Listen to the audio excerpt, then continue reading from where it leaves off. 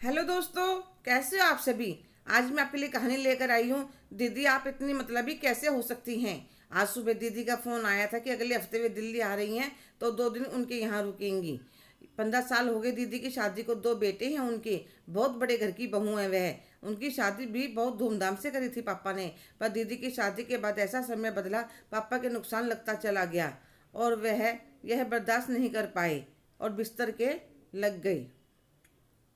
बड़ी मुश्किल से भैया ने अपनी पढ़ाई बीच में छोड़ी और काम संभाला। दीदी के ससुराल के स्टेटस के हिसाब से त्योहार नहीं दे पाते थे, इसलिए दीदी ने मना कर दिया, मत आया करो त्योहार लेकर।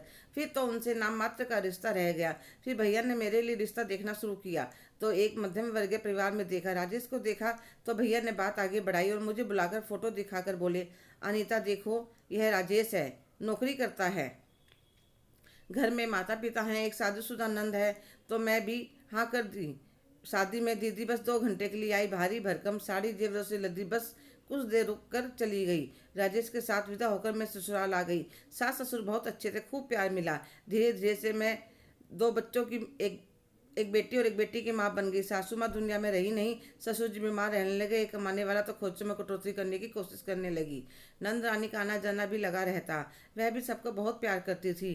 पैसा ज़्यादा नहीं था पर घर में प्यार विश्वास केयर भरपूर थी। बड़ी बहन से तो कभी फ़ोन पर ही 1-2 बार बात हो पाती थी। कभी कभी सोचती दीदी कितनी मतलबी है, पापा ने उनके लिए कितना किया, पर शादी के बाद तो वे अपने सुखों में ही डूबी रही।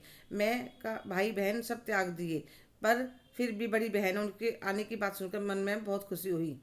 फिर मैं अपने बचत के पैसे निकाल कर उनके स्टेटस के हिसाब से कुछ dry fruits, cornflakes, fruit juice के पैक सब ले आई और उनके लिए कमरा तैयार कर दिया ताकि उन्हें कोई परेशानी ना हो। तय दिन जीजा जी के साथ दीदी आई। जीजा जी अंदर नहीं आए, दीदी को बाहर छोड़कर चले गए। दीदी बोली इनकी 3 दिन मीटिंग चलेंगी तो वह वहीं होटल में रुकेंगी। बुरा तो लगा कि एक बार अंदर आ जाते, फिर अपना मन समझा ले, बड़े लोगों की बड़ी बातें। फिर दीदी को ध्यान से देखा तो वे जेवरों से लदी हुई थी। इतनी गर्मी में इतने भारी साड़ी गहने कैसे पहनती हो दीदी, छोटी तुम नहीं समझोगी, लाओ तुम्हारा कोई सूट हो तो दे दो, 2-3 दिन मैं भी जिंदगी जी लूँ। मेरा सूट? पर दीदी मेरे पास तो बिल्कुल सादे से कपड़े हैं। कोई बात नहीं दीदी। अब अपने कमरे में गई, सारे जेवर कपड़े बदलकर हाथ मुंह धोकर बाहर आई तो सच में पहली वाली दीदी लग रही थी। मैं भागकर उनके गले लग गई तो उनकी आंखें भी गीली हो गई। चल पगली, अब कुछ खिलाएगी भी या नहीं?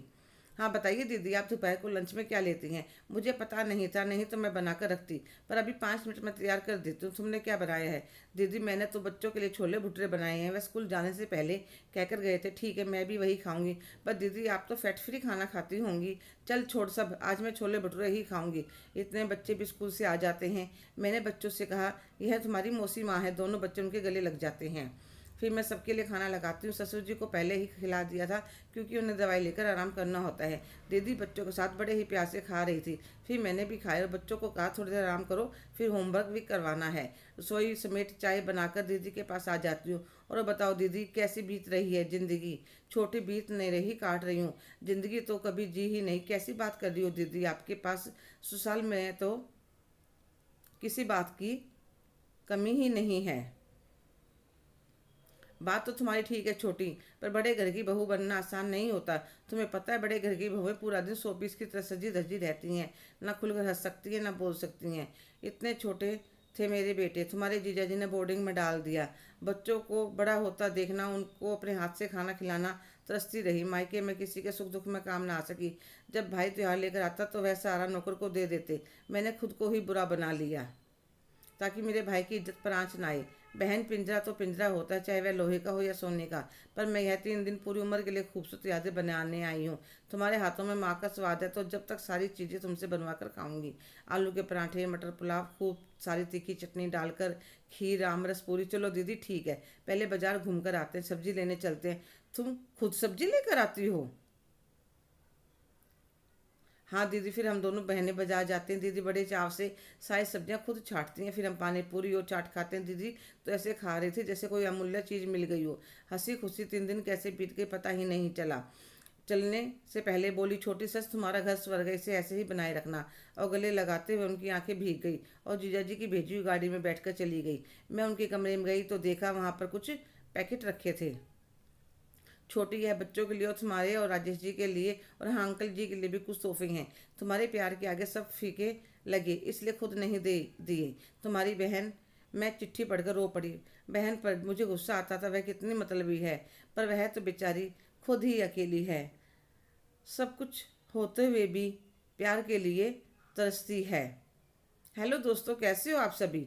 आज की कहानी आपको कैसी लगी? कमेंट करके ज़रूर बताइएगा। अगर आप मेरे चैनल पर नए हैं तो प्लीज़ लाइक, शेयर, सब्सक्राइब करना ना भूलें। धन्यवाद।